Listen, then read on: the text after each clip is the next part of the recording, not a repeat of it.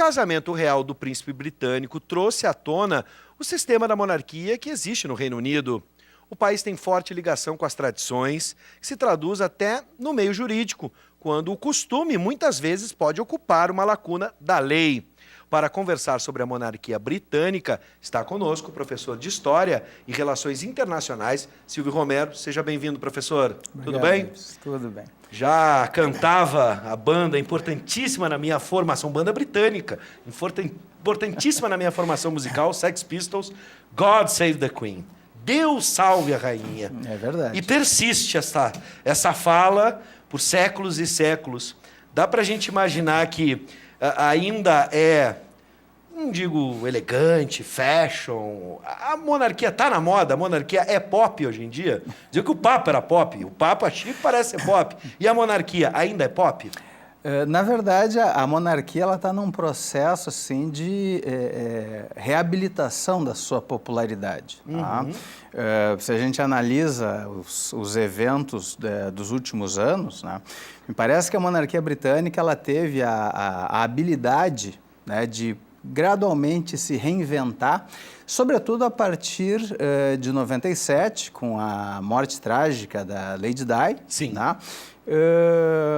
E o curioso, assim, que às vezes alguns analistas tentam colocar uma situação de contradição entre o parlamento e a realeza britânica, né? Mas naquela circunstância a gente observa que o Tony Blair foi uma peça fundamental para buscar a reabilitação e talvez a gente pudesse dizer assim, a humanização da imagem da realeza. Tá? Sim.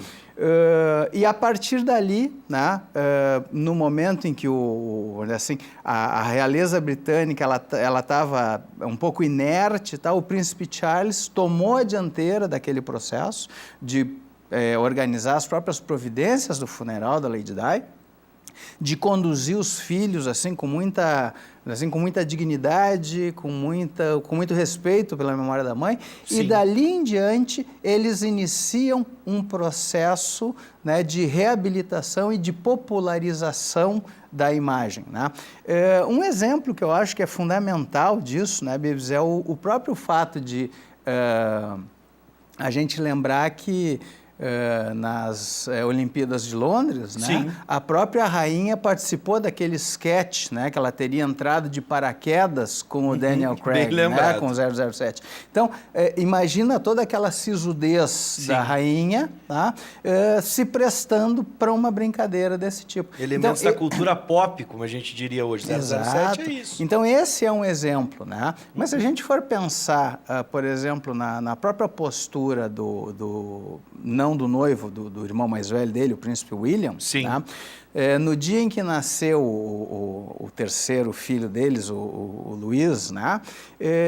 O cara chega lá dirigindo seu próprio automóvel, com os dois filhos mais velhos, com uniforme escolar, demonstrando que as crianças estavam num dia normal da sua rotina. Sim. Foram para a escola, o pai foi pegar, foi para o hospital, veio o irmãozinho e tal. E dali já sai toda a família no carro, né? A Kate Middleton, né? Ali poucas horas depois do parto já estava em pé, já estava inteira, né? Sai com o filho nos braços, saúdam os súditos, a família feliz pega o carro e vai para casa. Sim. Então isso cria uma imagem, né, ao mesmo tempo em que eles são apreciados enquanto realeza, mas tu cria um contato com a pessoa comum, Sim. que também se identifica em alguns aspectos dessa vida da realeza. Claro. Agora, antes de entrar no casamento e nas novidades ou quebras de protocolo, enfim, tornando esse casal e essa família cada vez mais humana, vamos entender o papel da monarquia historicamente, né? A monarquia britânica, e aqui a gente está falando não só da Inglaterra. Hoje, a representação da família britânica ainda em outros países que fazem parte do Reino Unido e politicamente isso, tu citaste, professor, sobre a relação com o parlamento, mas a gente viu em determinados momentos príncipes participando de ações militares e aí a gente fica se perguntando até que ponto é propaganda ou não. Enfim, hoje, o papel político e dentro do Reino Unido da monarquia. Para que serve a monarquia? Perfeito. O que acontece sobretudo, a política inglesa, ela precisa ser bem compreendida, né? O governo inglês, ele é composto, né, de 3 peças fundamentais, né? A coroa, ela de fato faz parte do governo, apesar de não ter uma executividade efetiva, né? A coroa faz parte do governo, né?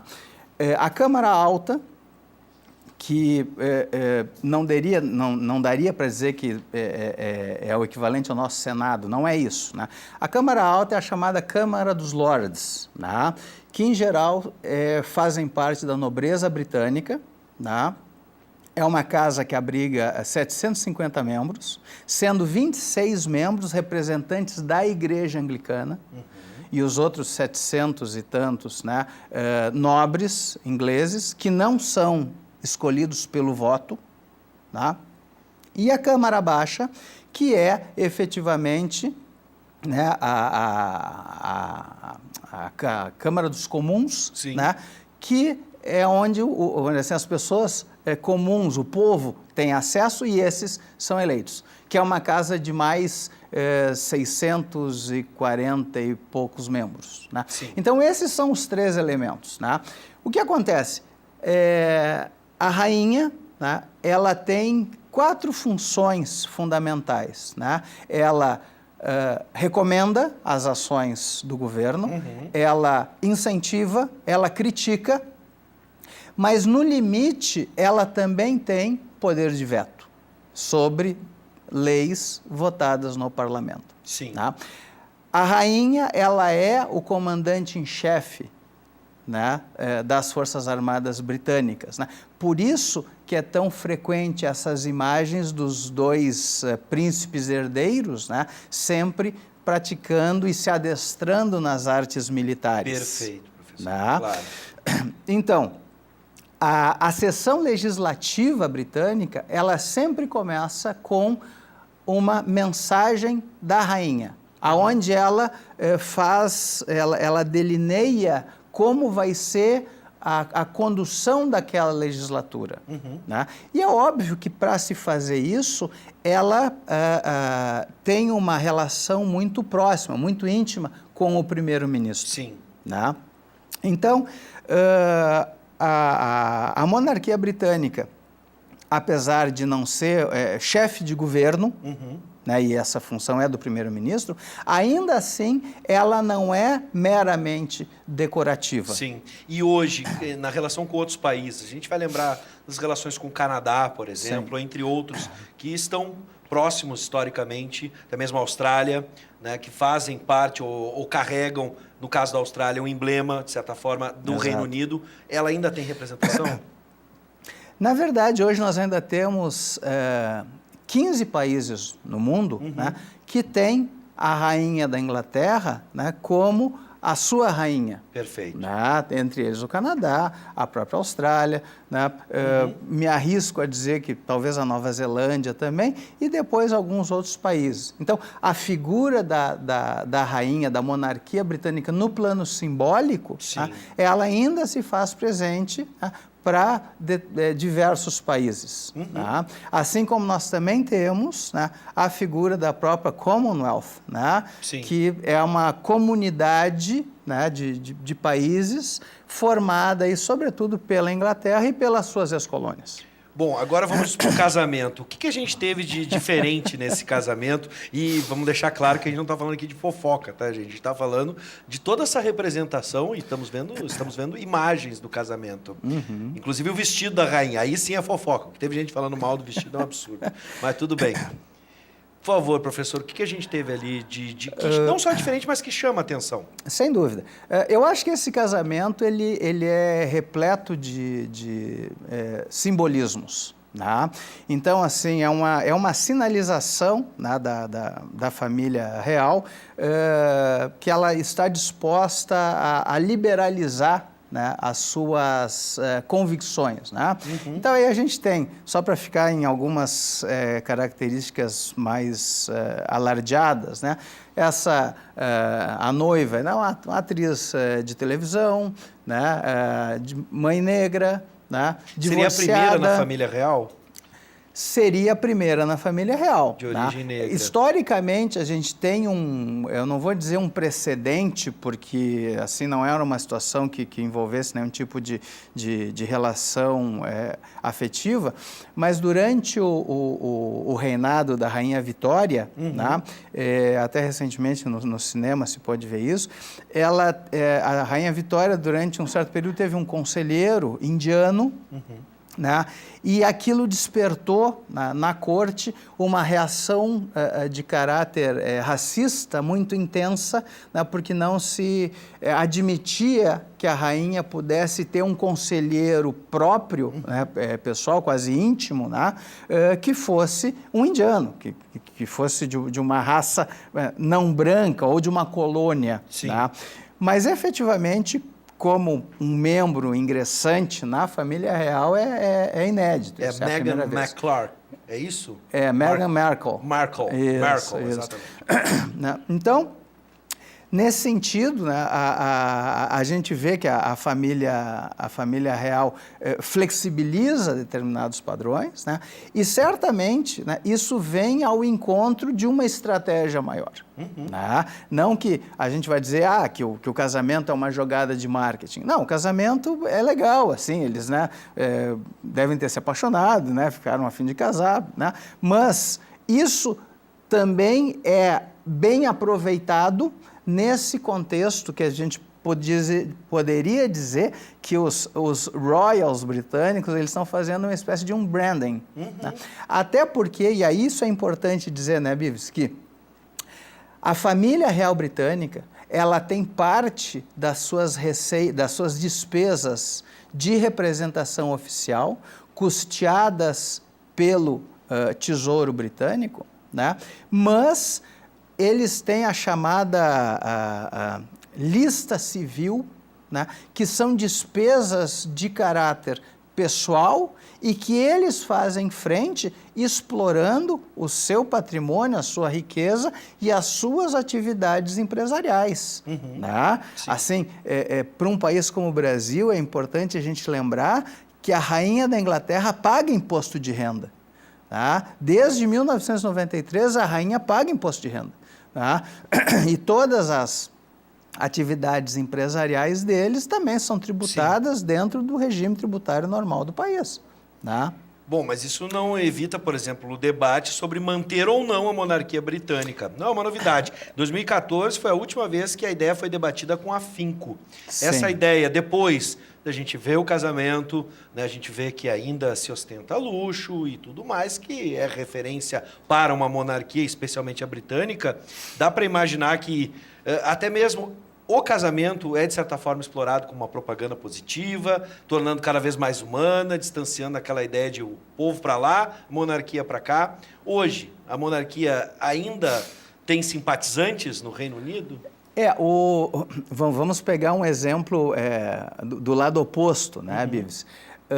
Às vésperas do casamento, né, se fez um abaixo-assinado, né, para que nenhuma despesa do casamento fosse custeada pelos cofres públicos. Ok. Esse abaixo-assinado conseguiu coletar 32 mil assinaturas. Universo mínimo. É ínfimo, né? Ou seja, isso de alguma maneira demonstra, né, que a maior parcela da população britânica, né, eles prezam, né, a monarquia e prezam a família real, até dentro daquele bojo, né, das tradições nacionais. Né? Quer dizer, a família real britânica, ela se confunde, né, com a essência do país. Sim. Se a gente lembrar que a monarquia britânica, ela de fato, assim, ela é constituída em 1066, né? Ou seja, desde lá nós temos, né, uma tradição assim, permanente, né, de uma casa reinante, mesmo que essa casa tenha sido substituída em alguns momentos, até mesmo importando príncipes, né, de outros países da Europa, mas se mantém essa tradição e, sobretudo, eu acho que é importante a gente lembrar que, num momento histórico como esse, né, de busca de identidade, né, que a própria a Inglaterra, né, ao promover o Brexit, ela faz questão de sinalizar ou enfatizar a sua diferença em relação ao resto dos países europeus, obviamente a manutenção da monarquia é um elemento fundamental. Né? Então, me parece que os britânicos, né, não só estão curtindo muito a sua monarquia, mas estão prontos para transformar a sua monarquia num produto de exportação. Inclusive, nossos telespectadores, o Guilherme pode jogar na tela, infelizmente está sem o nome, manda o seu nome para a gente, 99588-2374, a gente sempre deixa na tela para você participar durante o programa pelo WhatsApp. Tá aí o nome do nosso telespectador, ele pergunta justamente sobre isso, sobre a situação do Brexit em relação à sua saída em março de 2019. Acho que o professor já pontuou, reforça, né, essa ideia de que realmente a Inglaterra se sente e se enxerga, não só economicamente, politicamente, diferente da Europa, da União Europeia. A história da Inglaterra é assim, né? Quer dizer, a própria condição de ser uma ilha, né, sempre fez com que a Inglaterra ela participasse da política europeia na perspectiva assim, de atender aos seus interesses de uma maneira um pouco mais pragmática, mas sempre evitando compromissos de caráter permanente. Sim. Né? Então, vamos dizer assim, o Brexit, nesse momento, ele é uma manifestação de dois processos paralelos. Né? Um é essa retomada, vamos dizer assim, de uma diplomacia tradicional por parte dos ingleses, essa de manter um pouco mais a sua autonomia, e segundo, de tentar consolidar efetivamente a sua relação com os Estados Unidos. Sim. Tá?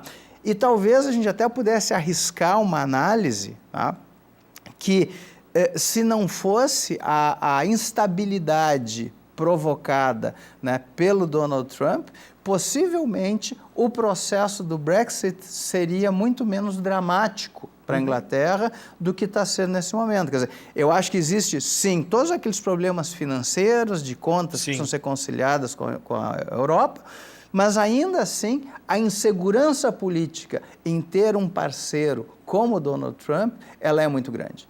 Né? Então isso de alguma maneira faz com que a temperatura do Brexit seja reduzida. Sempre. Sim. Em algum momento ferveu a panela, mas agora vamos deixar em fogo lento para ver como é que as coisas vão se acomodar. Bom, infelizmente a gente não tem mais tempo e eu adoro o assunto, amo história, né, e até mesmo relações internacionais, porque se confundem as questões. Sem dúvida. Né, imaginar o presente olhando o passado, ou melhor, olhando o passado com os olhos do presente. A gente pode lembrar, por exemplo, dos movimentos de independência da Escócia, entre outros. Né? Mas hoje vai faltar tempo para a gente conversar sobre pena. a monarquia mais pop e cada vez mais pop do globo terrestre. Professor, God Save the Queen. Aqui não, aqui é God Save Professor, our teacher. Por favor, seja sempre bem-vindo. Deus abençoe o professor Silvio Romero e qualquer outra divindade, professor. Obrigado, Vitor. Seja sempre bem-vindo. Obrigado pela aula de hoje. Ok, muito obrigado.